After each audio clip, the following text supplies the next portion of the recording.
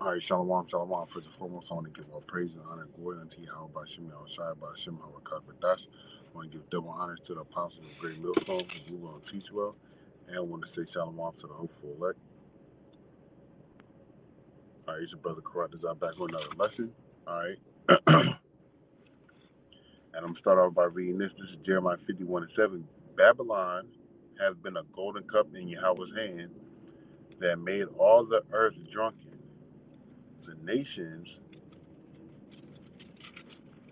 the nations have drunken of her wine, therefore the nations are mad. Okay, so and it says here in the footnotes for mad it says deranged.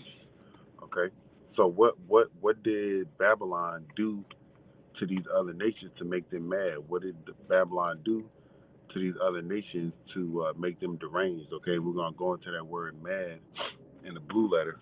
All right, because it has there's a description of the definition where it says people are mad with their idols. All right, but what Esau has done, Babylon has done, all right, was set up rules and regulations, okay, all right, and push forth those rules and regulations by means of agendas, okay. And what I mean by an agenda is something that they have planned to do against the people, all right, like the pandemic we're going through now, all right, is something that was planned against the people to coerce them to get them to do something, all right. That's what Babylon has done throughout the whole world. Has put its philosophies and doctrines on people through means of war. All right, war was used as a part of an agenda because that can be used to scare people in a sense because some people are afraid of death, some people are afraid of pain, suffering, such things like that. So that can be used to push a philosophy or a doctrine on somebody, and that's what the wine goes into. All right, the way that they live, the things that they do, their morals, their standards, their values, what it is that Babylon says that they live by, they force it on the other people, the other nations. Okay, so things that Babylon has forced on the other people, all right, is homosexuality, transgenderism, all right, transhumanism. Okay, uh, what else? The these gods that worship that these people worship in the world. Okay, it's a long list of things. I don't have much in my mind in regards to what it is that Esau has done or the Babylon has been set up to do. All right, in regards to their doctrine and their philosophies and their lives, but it goes back to their morals, their values, the things that they believe in and they stand for, that they push on to other people. All right, feminism is another one. Okay, it says they are mad. Okay, so let's go to Habakkuk right quick, chapter 2 and verse 5. Yeah, also because he is the Esau Edom, all right, the wicked of the world, the most proud, the ruler, the individual, the rulers of the world, okay, all right, transgressed by wine, he is a proud man, neither keepeth at home, do the people of America, the president, all right, just these Edomites, let's just keep it like that, these Edomites, all right, you got Russia trying to invade Ukraine, you look at all the, look at this war on, what is it, weapons of mass destruction, all right, war on terrorism, all right, they set that up so they can go inside another person's country and set up what their democracy inside that country. Okay, that's how he doesn't keep it home. All right, who enlargeth his desire as hell, as the grave. Okay, and is as death because the morals and the values that Esau Edom sets up there are contrary to Yahweh Shema Shai. All right, and cannot be satisfied, but gathers unto him all nations, and heapeth unto him all people. All right, and that's what Esau Edom does through his philosophies and his doctrine and his wine. Okay, all right, the things that he set up, the homosexual agenda. All right, the the, the demasculation of a man. All right, feminism for women, independent women, all that bullshit, homosexuality, transgenderism. All right, transhumanism. All right, all those things are pushed by Esau to get the people to be with him. All right, and all those things that I just listed are contrary to Yahweh Shema Shai. All right. So give me 1 second. And those things that people, especially this transhumanism thing, these people gonna be tricked into, worshiping the so-called white man in regards to, and by means of taking his charagma, okay, that RFID CHIP, okay, they're going to take this thing, and these people are going to be burned by thermonuclear fire, all right, and that's their judgment, okay. But my job and the brother's job throughout the four corners of the globe is to tell people not to take this RFID CHIP, okay, because that thing is going to cause you to be destroyed, okay? Because these things that's here in the world, they're nothing, all right, compared to what you so-called Negro Latinos and Native American Indians are going to get in the kingdom. All right, so I'm going to go to Deuteronomy right quick.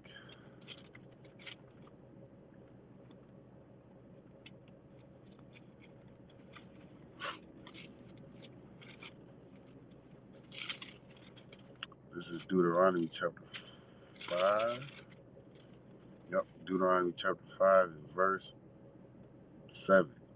Thou shalt have no other powers or gods, okay, before me. Shalom, Maki, Abashima, Shabashima, Kakadash, Bakata. All right, that's what the Lord commanded, okay, for you so-called Negro Latinos and Native American Indians, okay? But when you drink the juice of Babylon, the wine, the philosophy, the doctrines of Babylon, all right, what you tend to do, or what you catch yourself doing, all right, is worshiping the things that has been put in front of you, all right, aka Cesare Borgia, Jesus Christ, whatever you want to call him nowadays, okay. You got the 8-armed god Sheba or Shiva, whatever the hell his name is, all right. You got all these guys set up throughout the world, and all they do is cause Jake to stumble and fall further from their power, okay. But these nations are gone delusional behind these things, okay. So let's look at that word man in Jeremiah 51:7. And we're also going to go into the Hebrew Chaldee lexicon. Okay, the word is halah. Okay, all right, in the Hebrew. Strong's H 1984. Halal. All right, and it says here to shine. All right, to flash forth, to praise, boast, be boastful. All right. Down here it says to make a fool of, make a fool into. All right, to act madly, act like a madman. Okay, so that's what the philosophies and doctrines of Esau does. It calls Jake, okay, to act like a madman, a fool. Okay, the nigger culture, the black culture shit, the nigger culture. All right, where committing adultery with another man's woman, shooting your own people, killing your own people, rapping about it. Uh, and then getting the younger generation to fall into that trap of things that the older generation rapped about, and those individuals do it, and they get put in jail or get killed behind that. All right, that's the setup. That black culture is a snare, okay, and it causes people to be mad, to act madly or act like a madman, to make a fool of or make a fool into. Okay, so let's go into the Hebrew Chaldee lexicon, all right, and we're speaking about the word mad, okay, it says to be foolish, all right. Let me see, where's it at?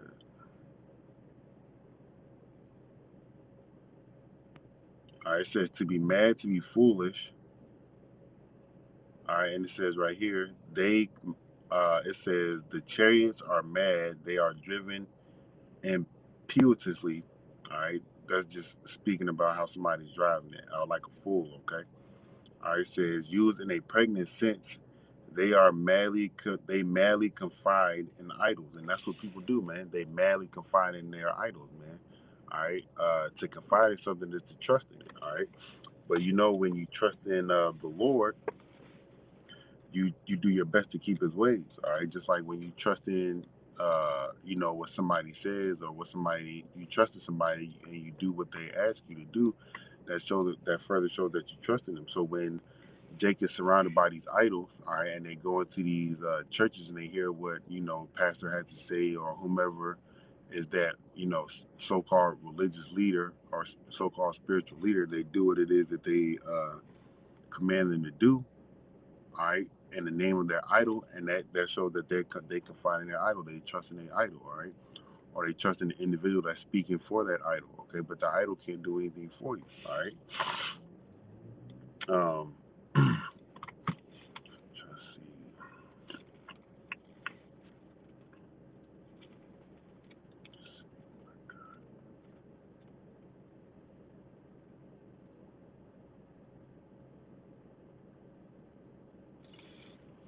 One second.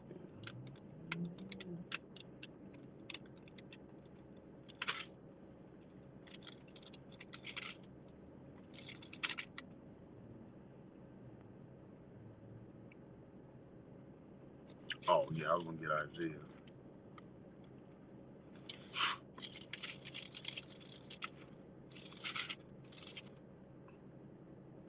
All right, this is Isaiah 31:1. Woe to them that go down to Egypt for help. Okay, uh, individuals, when they go down to Egypt, they seeking aid from, the government or from, the churches that's here within America, all right, or wherever, brothers are spread about, all right, wherever the people are spread about, okay, and stay upon horses and trust in chariots because they are many, and in horsemen because they are very strong. This is the point, but they look not to the Holy One of Israel, neither seek Yahweh. Okay, so the whole point is to seek the Lord, not to seek after these idols. Okay, or not to trust in these idols, but trust in the words of Yahweh Shema Shai. Okay, trust in the Lord because He's the one that's going to deliver you. All right, salvation comes by Yahweh Shema Shai, not by something that's made with the hands of man. Okay, because if you read Wisdom of Solomon, it tells you that those individuals that made it and the idol that they made is going to be destroyed. All right. This is Psalm chapter 4 and verse 2. It says, O ye sons of men, how long will ye turn my glory into shame? How long will ye love vanity and seek after leasing? All right. And what they have here for leasing, all right, it says falsehood. And falsehood means something that's not true. Okay. And vanity is worthlessness. Okay. And those things are these idols, man. Okay. Trusting in them, confiding in them. All right. It says, verse 3, it says, but know that Yahweh has set apart him that is godly for himself. Yahweh will hear when I call unto him. So the godly, the elect, okay, the Lord's going to hear their prayers and their calls when they're in situations that which every situation, cause should be cause enough for us to call upon the Lord. But in the times of their trouble, when they call upon the Lord is going to hear them. Verse 4 says, stand in awe and sin not. Commune with your own heart upon your bed and be still. So think about the things, fear the Lord. All right. Verse 5 of the point says, offer the sacrifices of righteousness, which is of faith, okay, and put your trust in Yahweh. All right. So put your trust in the Lord, not in these idols, not in these things that somebody else tells you is okay to worship, and it causes you to do things that's outside of Yahweh Shema Shai. There was one I was trying to find about salvation being of the Lord.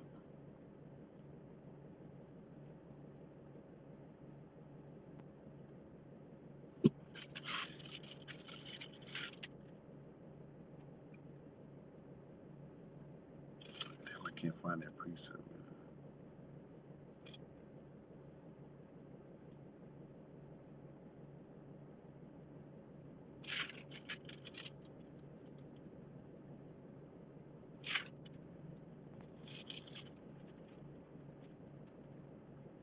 I can't find that precept I was looking for. But there's another precept about trusting in the Lord. It says, as for the Most High, His way is perfect, all right, which is the law, statutes, commandments, which you should, try to, fit your life around, all right, to try to keep the commandments to the best of your ability. All right, it says the word of Yahweh is tried. He is a buckler to all those that trust in Him, and a buckler is something that protects you, man. Okay. Let's see what they got here for buckler. It says a shield. Okay, so the Lord is a shield to those that trust in Him. All right, and and those that trust in, chariots and horses and things that are made with the hands of man, okay, there's no salvation in those things because the Lord is going to destroy all those things, all right? Like I quoted earlier, Wisdom of Solomon. The Lord said in Wisdom of Solomon there's going to be a visitation upon the idols, all right, that man had made. Trying to see. That's about it, man. The whole point is, don't go crazy behind the things that people entice you to